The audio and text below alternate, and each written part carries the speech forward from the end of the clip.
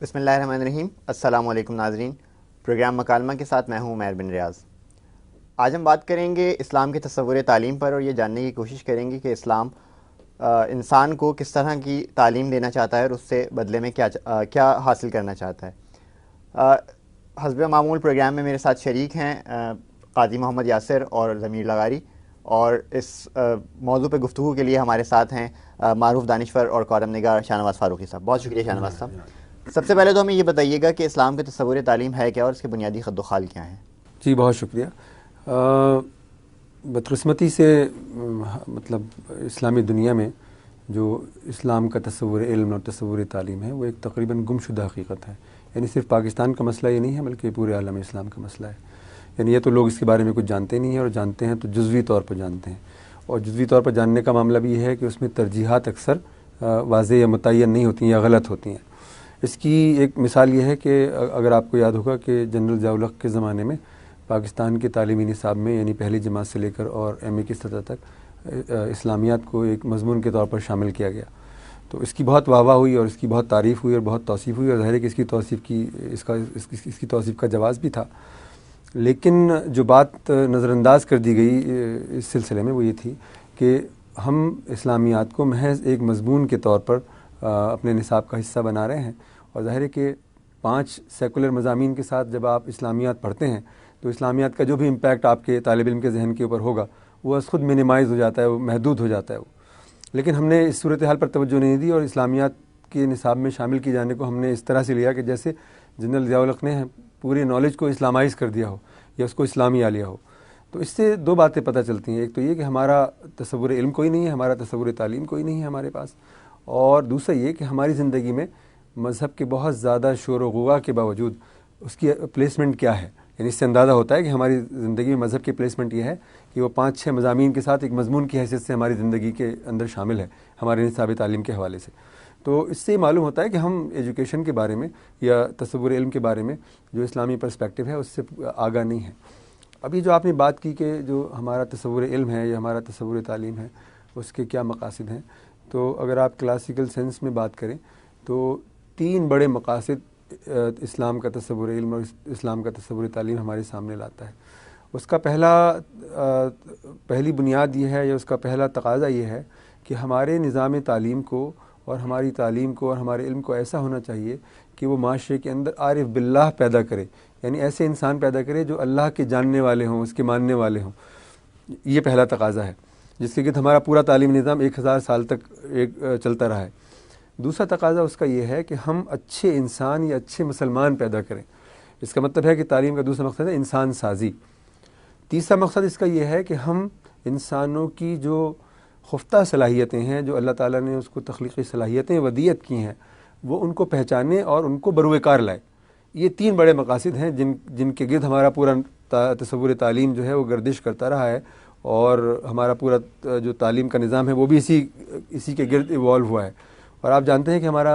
یعنی 1000 سال کا تقریباً عرصہ ایسا گزرا ہے کہ جب ہماری تعلیم کے اندر اور ہمارے علم کے اندر دین اور دنیا کی کوئی تفریق نہیں تھی۔ یعنی یہ نہیں تھا کہ یہ دینی نالج ہے اور یہ دنیاوی علم ہے، یہ نہیں تھا، بلکہ وہ ایک کلیت تھی، ایک یونٹ تھا، اور وہ دونوں گویا تقاضوں کو پورا کر رہا تھا، دین کے تقاضوں کو بھی پورا کر رہا تھا، دنیا کے تقاضوں کو بھی پورا کر رہا تھا۔ اب یہ جو یہ 3 تصورات بیان ہوئے ہیں، سوال یہ ہے کہ ان کی تفصیلات کیا ہیں۔ یعنی مثال کے طور پر جب ہم یہ کہتے ہیں کہ ہمارے علم کو یا ہماری تعلیم کو عارف باللہ پیدا کرنا چاہیے، تو اس کا ایک مطلب یہ ہوتا ہے کہ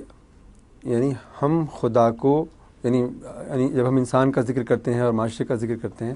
تو ہمیں ایک مسلمان کی حیثیت سے یہ جاننا چاہیے کہ ہماری زندگی کی ساری اہمیت اور ساری معنویت اور اس کا سارا حسن و جمال اس بات پر منحصر ہے کہ ہم اپنے خالق کو، اپنے مالک کو، اپنے رازق کو کتنا جانتے ہیں، کتنا مانتے ہیں اور اس سے کتنی محبت کرتے ہیں۔ یعنی یہ پیرامیٹر ہے کہ اگر ہمارا علم یہ ہمیں نہیں بتاتا، ہماری تعلیم ہمیں نہیں بتاتی تو ہمیں کچھ نہیں بتاتا۔ اس کو ذرا سا آپ مزید ایلیبریٹ کریں۔ اس کا ایک مطلب یہ ہے کہ جیسے مثال کے طور پر آپ فرض کیجئے ایک شخص ہے کہ جو خدا کی ذات یا خدا کی صفات کے بارے میں صرف ایک بات جانتا ہے، کوئی بھی ایک بات۔ دوسری طرف وہ شخص ہے کہ جو اس زندگی یعنی مادی زندگی اور مادی کائنات کے بارے میں 1 کروڑ چیزیں جانتا ہے، مثال کے طور پر۔ تو ہماری جو علمی روایت ہے، ہمارا جو تصور علم ہے، وہ ہمیں بتاتا ہے کہ وہ شخص جو خدا کے بارے میں، اس کی ذات اور صفات کے بارے میں صرف ایک بات جانتا ہے، وہ مادی زندگی اور مادی کائنات کے بارے میں 1 کروڑ باتیں جاننے والے انسان سے زیادہ صاحب علم ہے، زیادہ بڑا عالم ہے اس سے۔ اس کا سبب میں نے آپ سے بیان کر دیا کہ صرف خدا ہی ہے کہ جس کے ہونے یا نہ ہونے سے ہماری پوری زندگی کی معنویت متعین ہوتی ہے۔ اگر وہ ہے تو ہماری زندگی کی معنویت کچھ اور ہے، اگر وہ نعوذ باللہ من ذالک وہ نہیں ہے، ہمارا علم یہ بتاتا ہے کہ وہ نہیں ہے، تو پھر ہماری پوری زندگی کی معنویت آلٹر ہو جاتی ہے۔ اس کا ایک اسلوب یہ ہے، اس بات کا ایک اسلوب یہ ہے بیان کرنے کا یا اس کو دیکھنے کا، کہ ہمارا علم اور ہمارا تصور تعلیم ایسا ہونا چاہیے کہ جس کے ذریعے سے ہم خدا کو جان بھی سکیں، محسوس بھی کر سکیں، اور وہ خدا ہمیں نظر بھی آ سکے۔ یعنی مثال کے طور پر ہم خدا کو قادر مطلق کہتے ہیں، تو ہمارے علم کو، ہمارے تصور تعلیم کو ایسا ہونا چاہیے کہ خدا قادر مطلق ہمیں یعنی تصور کی سطح پر بھی معلوم ہو کہ خدا قادر مطلق ہے، وہ ہمیں محسوس بھی ہو کہ واقعی وہ قادر مطلق ہے، اور وہ ہمیں نظر بھی آئے کہ واقعی وہ قادر مطلق ہے۔ ٹھیک ہے، یہاں ہم اس کی ایک صفت بیان کرتے ہیں کہ وہ رحمان ہے، تو خدا کی رحمانیت کو ہمیں تصور کی سطح پر بھی سمجھ میں آنا چاہیے، ہمیں اس کی رحمانیت کو محسوس بھی ہونا چاہیے، اور ہمیں اس کی رحمانیت انفرادی زندگی میں اور اجتماعی زندگی میں پوری کائنات میں کار فرما بھی نظر آنی چاہیے، یعنی تجربہ اور مشاہدہ دونوں کے ساتھ۔ یہ ہے، تو یہ جب یہ تقاضا وہ پورا کرتا ہے تو ہم کہتے ہیں کہ ہمارا تصور تعلیم، یہ ہمارا تصور علم جو ہے، اس نے ایک ایسا یعنی ماحول پیدا کیا کہ جس میں خدا کو جاننا، خدا کو ماننا اور اس سے محبت کرنا سہل ہو گیا ہے، ممکن ہو گیا، اور وہ سب سے بڑی قدر بن گیا ہے۔ ایک تو یہ بات ہوئی۔ اب مطلب جیسے کہ اب ہماری جو جدید تعلیم ہے، اس سے تو خیر اس کے بارے میں کیا ہی بات کی جائے، مطلب ہماری جو مذہبی تعلیم ہے وہ بھی اس طرح سے عارف باللہ پیدا کرنے میں کامیاب نہیں ہے جس طرح کہ اس کو عارف باللہ پیدا کرنا چاہیے۔ اس کا سبب یہ ہے کہ ہماری جو دینی تعلیم ہے وہ 2 مسائل میں گھر گئی ہے۔ یا تو وہ خدا کو، اس کے وجود کو ایک ذہنی تصور بنا دیتی ہے، ایک مینٹل کنسٹرکٹ بنا دیتی ہے، یا اس کو قانونی شکل دے دیتی ہے، یعنی مذہب کو قانونی شکل دے دیتی ہے اور خدا کے تصور کو بھی قانونی شکل، یعنی فقہی بنا دیتی ہے، اس بحث کو فقہی بنا دیتی ہے کہ خدا جو ہے یہ کہتا ہے اور یہ نہیں کہتا ہے، اور یہ کرنا چاہیے اور یہ نہیں کرنا چاہیے۔ وہ خدا کو، اس کی موجودگی کو ہمارے لیے ایکسپیرینس نہیں بناتی، تجربہ نہیں بناتی۔ صحیح ہے؟ ٹھیک۔ تو اس سے وہ تقاضا، یعنی جو تعلیم سے ہمارا دین تقاضا کرتا ہے، اس سے وہ تقاضا پورا نہیں ہوتا۔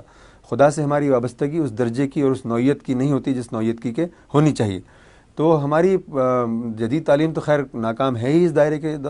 حوالے سے، ہماری جو مذہبی تعلیم ہے وہ بھی انیڈیکویٹ ثابت ہو رہی ہے، ناکافی ثابت ہو رہی ہے۔ جیسے کہ آپ نے سوال میں پوچھا کہ جو تصورات ہیں اس میں جو دوسرا تصور ہے وہ یہ ہے کہ ہماری تعلیم کو اور ہمارے تصور علم کو ایسا ہونا چاہیے کہ وہ بہتر انسان پیدا کرے، بہتر مسلمان پیدا کرے۔ آپ کو معلوم ہے کہ ہماری جو علمی روایت ہے، ہماری جو تہذیبی روایت ہے، اس میں جو انسان کا تصور ہے وہ بہت بلند اور برتر ہے۔ اس کا ایک تصور یہ ہے کہ اللہ تعالیٰ نے انسان کو اشرف المخلوقات بنایا۔ اس کا دوسرا تصور یہ ہے کہ وہ اس زمین کے اوپر اللہ تعالیٰ کا نائب ہے۔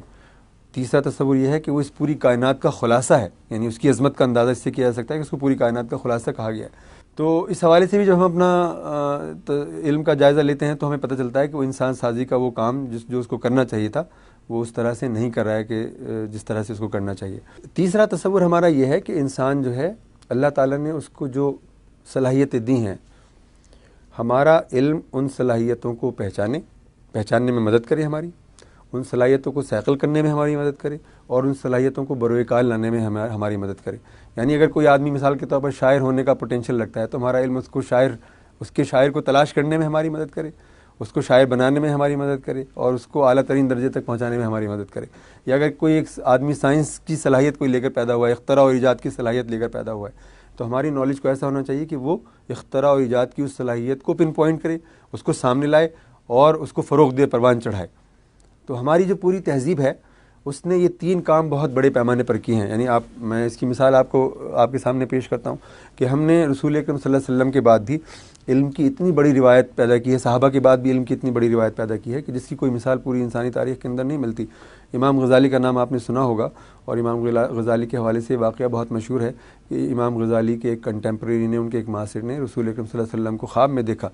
اور انہوں نے دیکھا کہ رسول اکرم صلی اللہ علیہ وسلم حضرت موسیٰ علیہ السلام اور حضرت عیسیٰ علیہ السلام کے ساتھ کھڑے ہوئے ہیں،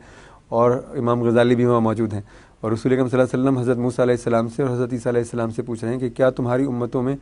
کوئی غزالی جیسا عالم ہے؟ اور وہ کہہ رہے ہیں کہ ہماری امتوں میں غزالی جیسا ایک بھی عالم نہیں ہے۔ اس سے غزالی کی علمی اہمیت کا آپ اندازہ کر سکتے ہیں۔ ہم نے شاعری کی اتنی بڑی روایت پیدا کی ہے کہ اگر پوری دنیا کی شاعری کو ایک طرف رکھ لیا جائے اور مولانا روم کی شاعری کو دوسری طرف رکھا جائے تو مولانا روم کی شاعری کا پلڑا بھاری ہوگا۔ ہم نے سائنس کے دائرے میں، ہم نے ٹیکنالوجی کے دائرے میں، ہم نے اختراع کے دائرے میں، ایجاد کے دائرے میں پوری تہذیبی کائنات پیدا کی، ہم نے فن تعمیر پیدا کیا، اپنا فن تعمیر پیدا کیا، اپنا فن مصوری پیدا کیا۔ یعنی آپ علوم کے جتنے بھی شعبے ہوں گے، جتنے بھی دائرے ہوں گے، خواہ آپ نفسیات کا دائرہ لے لیں، خواہ آپ عمرانیات کا دائرہ لے لیں، ہم نے تمام دائروں کے اندر اہل کمال پیدا کیے ہیں اور ایسا علم پیدا کیا کہ جو پوری انسانیت کے لیے باعث فخر ہے۔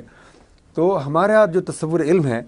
وہ ان 3 شعبوں سے متعلق ہونا چاہیے، انہی 3 شعبوں سے متعلق تھا اور اب انہی 3 شعبوں سے متعلق نہیں رہا ہے۔ تو یہ بتائیے کہ یہ تصور تعلیم مسخ کیسے ہو گیا؟ یہ کہاں خرابی واقع ہوئی ہے؟ ہمارے یہ سلسلہ تو چلا آ رہا تھا، یہ روایت بھی چلی آ رہی تھی، کہاں سے خرابی کا آغاز ہوا اور پھر آگے کس طرح سے معاملات دیکھیے، جو دینی تعلیم ہے اس میں ہماری پرابلم یہ ہوئی، جیسے کہ میں نے آپ سے عرض کیا کہ وہ بہت لیگلسٹک ہو گئی